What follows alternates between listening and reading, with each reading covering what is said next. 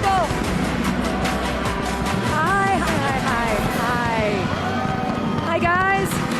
Oh, it's so amazing.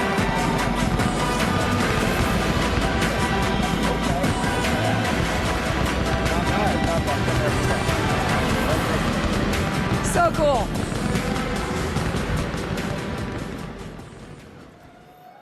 Ladies and gentlemen, we're here with Megyn Kelly at AmFest 2025.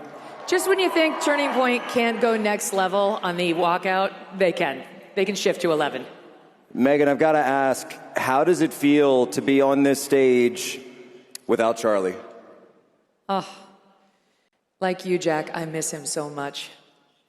And this is how we would always do it, right? Because just for me, I prefer a Q&A. I just think it's more interesting than a speech.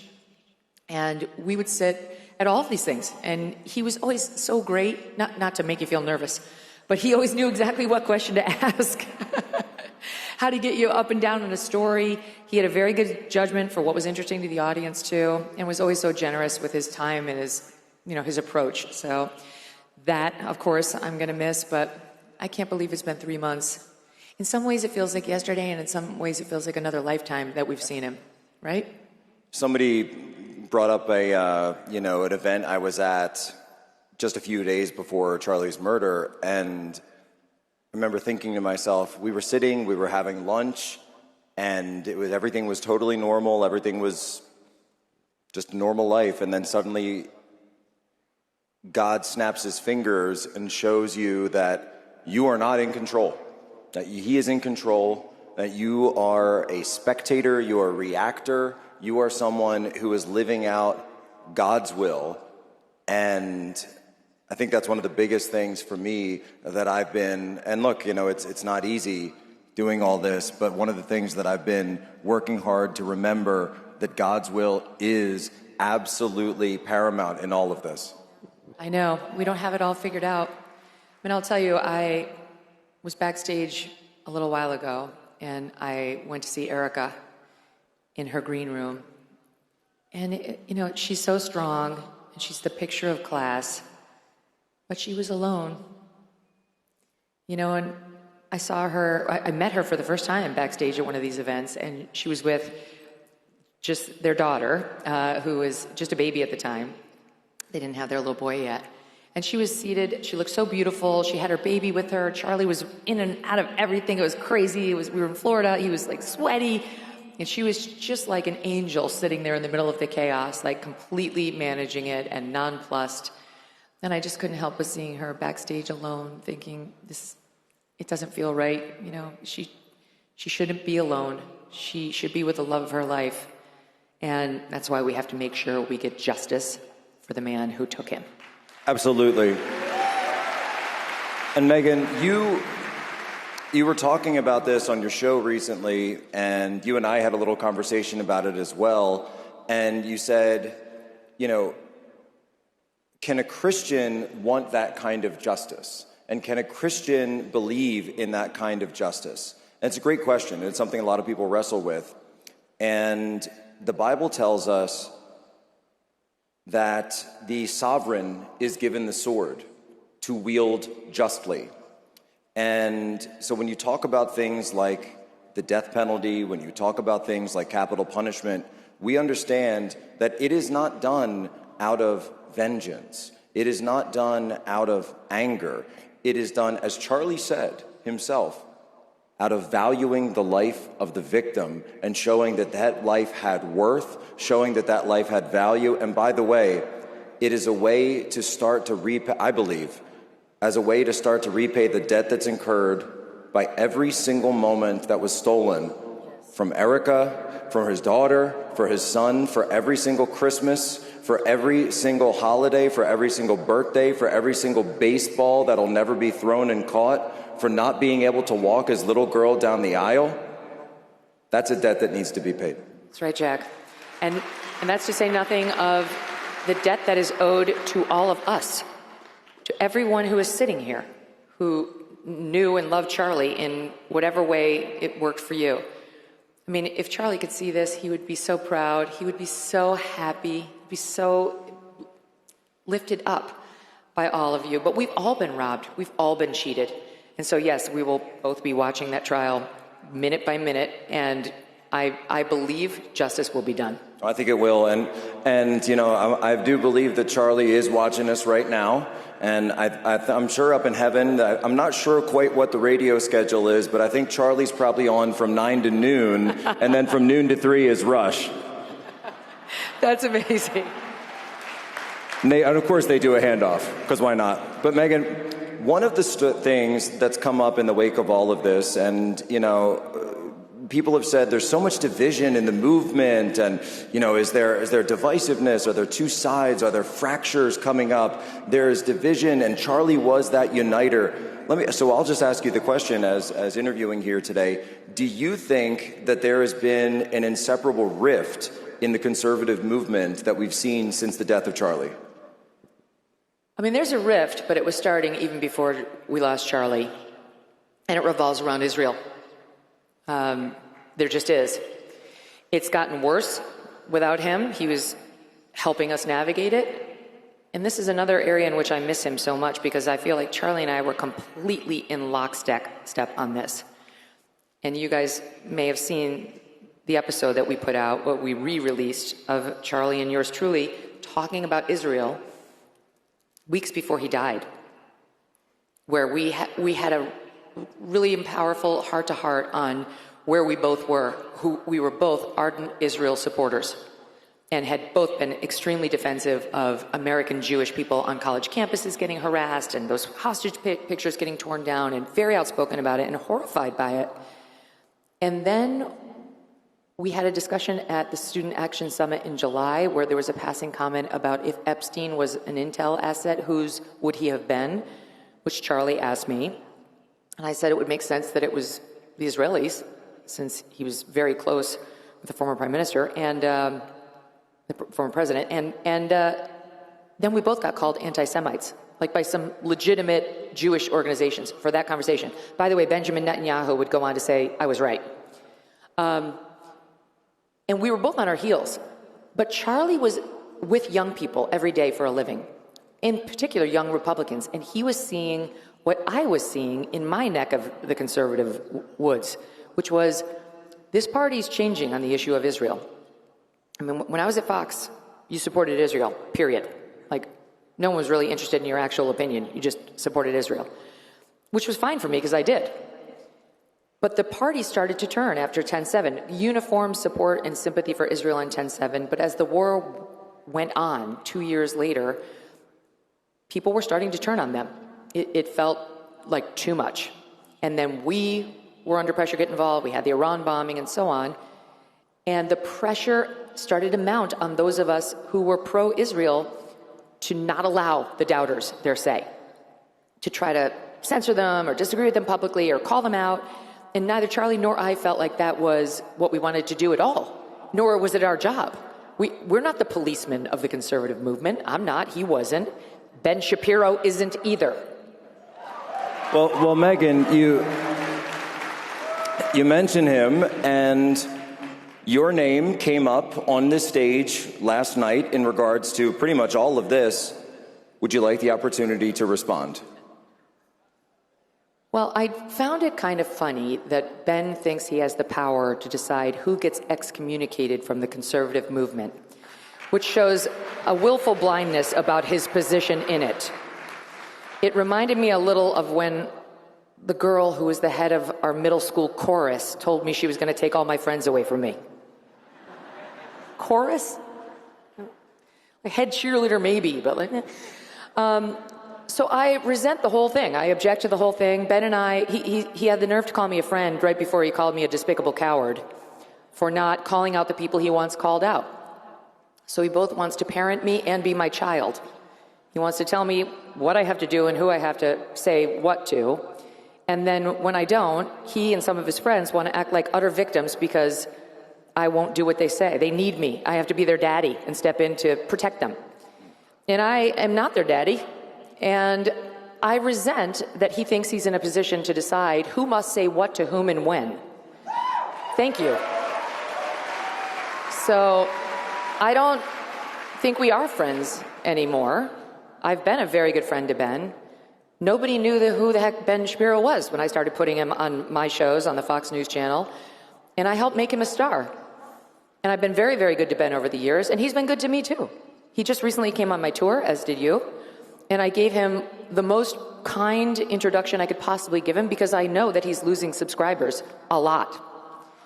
And so I tried to do something nice for him by giving him a long 10-minute intro and personally vouching for him.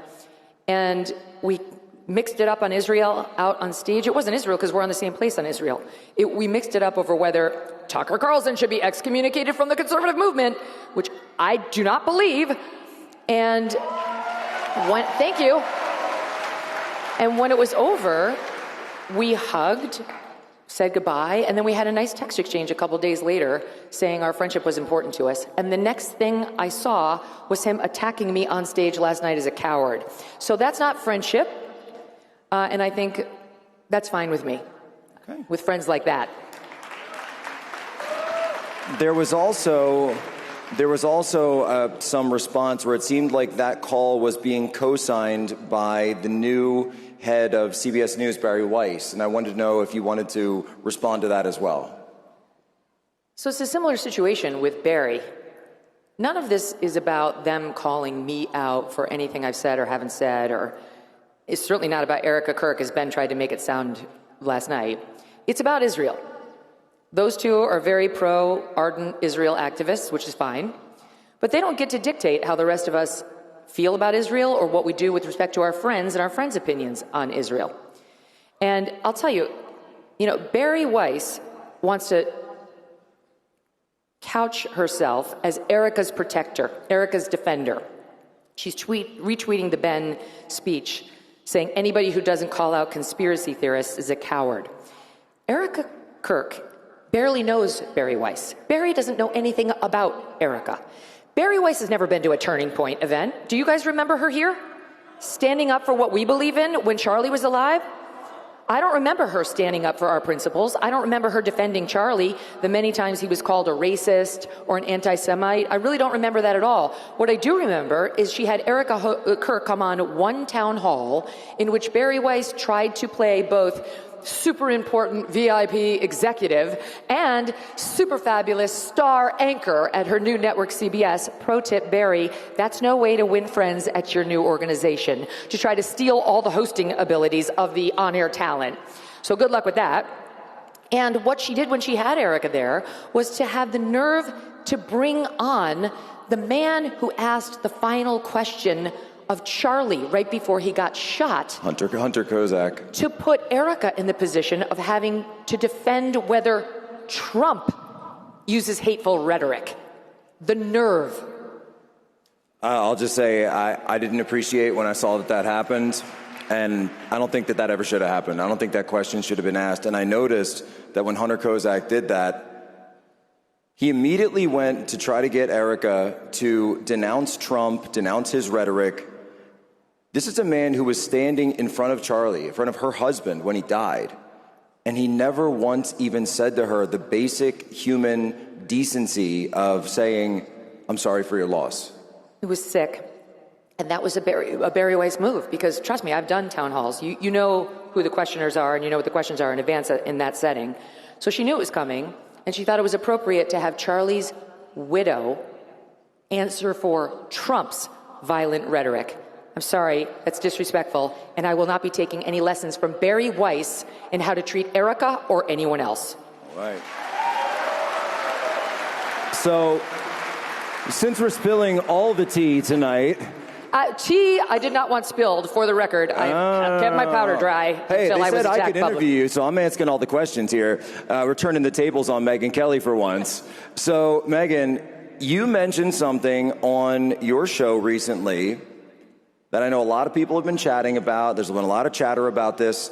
The sit-down, the peace summit heard around the world between Candace Owens and Erica Kirk. And you mentioned that you played a role in brokering this. Tell us the story, if you would.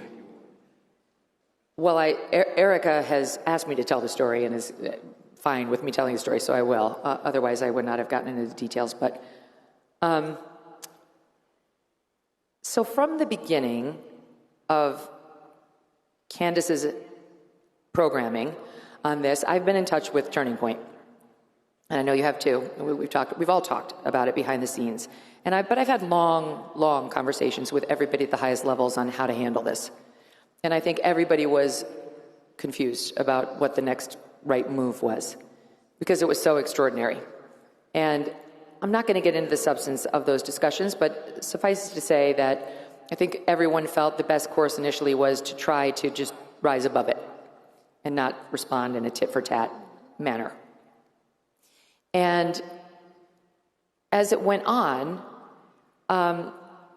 it started to get more and more problematic for Turning Point, for Erica, and so on. And Erica called me and said, I want to do a sit-down with Candace, and I want you to moderate it. And I said, what?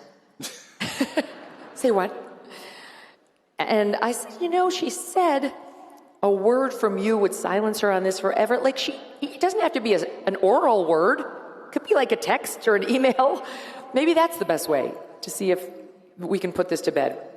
But Erica really felt that they should sit down together face to face.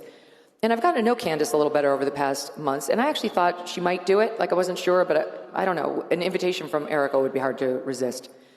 And she said, would you please come and facilitate it, really? Just like they were going to have the discussion, but Erica's thought, and Candace originally wanted to do this too, was for them to live stream this out that same Monday that the Turning Point guys were going to live stream their event. And of course, I'm like, oh, my mother of God, what am I getting myself into? But I actually felt like it was divine right order. And I have to tell you, Jack, I've prayed so many times to Charlie and to God to give me the right guidance on how to handle this whole thing. The fracture within the conservative movement, my friends turning on me because I won't call out my other friends like Tucker. This dust up between Candace and Erica, and Turning Point and Erica, Turning Point and Candace, which is fraught, and yet I understand. I know people are very angry at Candace right now, and I understand it, but I have to say, and Ben, yet another thing he mocked me for was saying she was a young mother. Well, Candace had literally just had a baby. And I'm sorry, maybe Ben doesn't understand, but that is a vulnerable position for a woman. And then her friend got shot in the neck. And so I did think she deserved a wide berth right after Charlie's death to explore what she wanted to explore. I had real empathy for her. And of course, I don't agree with what she's said about Turning Point and Erica, and she knows that. But my point was simply that I thought maybe Charlie helped me understand, to keep my powder dry in the whole thing, so that maybe I could be in a position to help it happen. It's what Erica wants. Maybe Candace does want an off-ramp, and I'm willing to try. So Candace and I were in touch, and she was very nice. She said, I'm thrilled it's you. I'll do it. So they were going to do it out here in Arizona, and then there was a security issue. Candace said that she couldn't come. And then Erica said, I'll go to you. I'll go to Nashville. Which is just extraordinary. I mean, Erica's been all over the country trying to honor Charlie's commitments on his book tour. She was exhausted. She had this coming up this week. I mean, she's going through, she has 2 babies at home she's now a single mother to. But she really wanted to put this to bed, and so she said, I'll go to you. And then it morphed into, let's not do the live stream. Let's just do it, the 2 of us, which I thought was great. So they both went in there. Erica brought a trusted friend and employee here, and Candace had someone very close to her, and by all accounts from both women, had a very good meeting. Now, will it last? Where does it go from here? I was joking earlier, what's more tenuous, the Gaza peace deal or this situation? What I really want is for Candace to move on from Turning Point and Erica. I have no problem with her asking questions, but not about them. But I also object, for the record, to the people who have tried to shut Candace down entirely on inquiring into what, if any, role did Israel have here? And I want to make clear, I don't think Israel had any role. I think Tyler Robinson killed Charlie.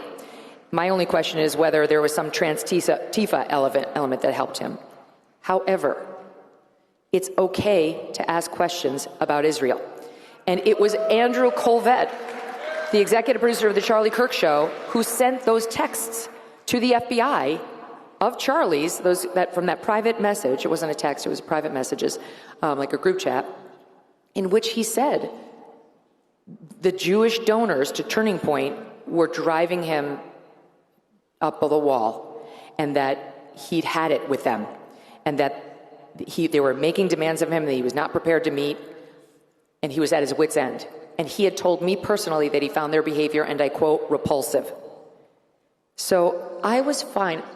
Again, I don't think Israel had anything to do with it, but why did I have an obligation to stop Candace from asking those questions? I didn't, and I didn't call her out because I favored her asking them.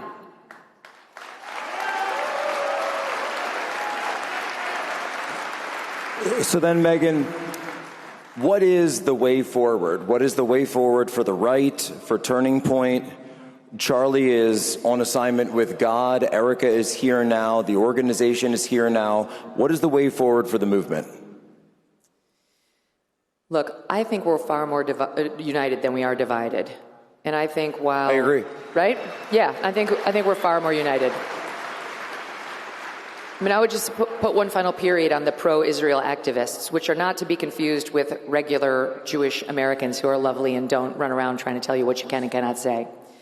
But I think they need to stop being such ardent bullies because it's dividing our movement unnecessarily over a country that is not ours, over Israel, not America. We need to care about America.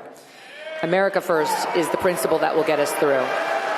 And I think we need to remember that the people who are literally killing us, like literally killing us, are the ones who are the true enemy. These crazy radical leftists are the ones about whom we need to worry, not our own side. You know, Megyn, we only have a couple of minutes left. I just wanted to tell you, would you guys mind if I embarrass Megyn a little bit? Would that be okay a little bit? No, hold on. I'll tell you a story because it's actually embarrassing to me.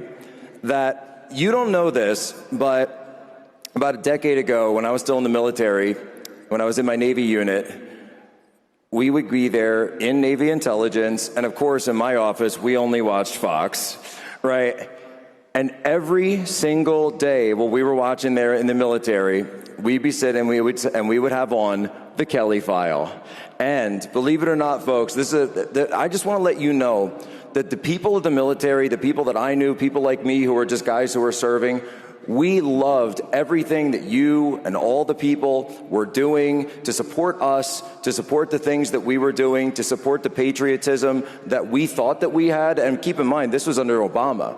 So we were, in many cases, feeling very isolated, feeling very, very looked aside and blamed for a lot of the things that were going wrong when we realized that these were political decisions that were happening. Keep in mind, this is the era of Benghazi, this was the era of the drone strikes, et cetera, et cetera. So I just wanted to say that I hope you know that there are so many people in the United States military, in United States law enforcement that would be out there watching you day in and day out, and there still are today. And we wanted to thank you for having our back. Oh, Jack, that is so sweet. The fact that you would put it, the thanks goes the other way. It does not go from the military all right, now to the embarrassing part. Okay, I'm gonna admit it. We used to kind of have like an office pool about Megyn, and keep in mind, this is a couple of guys in the military. We always used to try to guess which color you would wear that day. It being Fox, it was a high likelihood of neon, pink, red, or yellow. I was always green. I always went with Kelly Green. Yeah, Kelly Green. For Megyn Kelly. The one thing that would have cost you the bet immediately was orange, because Roger did not allow orange. No, orange never. Black occasionally. They didn't love black, but they would. Yeah, they'd sometimes let you get away with it. You know why? Because there was a wardrobe leader there who really felt like the orange, like the neon colors would pop. So somebody who was channel surfing would see like, oh, the bright pink and a blonde head. I'll stop. What does she have to say? And lo and behold, that formula worked, and Fox News became #1 within a few short years after launch. There you go. I've tried that myself, but I don't really have the same effect, Megyn. No, it's different in podcasting, but you have a voice for podcasting, Jack. One of the many reasons why my dad says I have a voice for radio, too. Megyn, thank you so much for your leadership on this, for your guidance, for brokering peace in a situation like this, for stepping up and being a leader when you could have been divisive, when you could have taken sides, but I'll say it from my side and you as well. I'm not on America's side, I'm on America's side, I'm on Turning Point side, and I'm on Charlie's side. Right on. Same. Sign me up. Thank you all so much. Ladies and gentlemen, give it up for Megyn Kelly. God bless.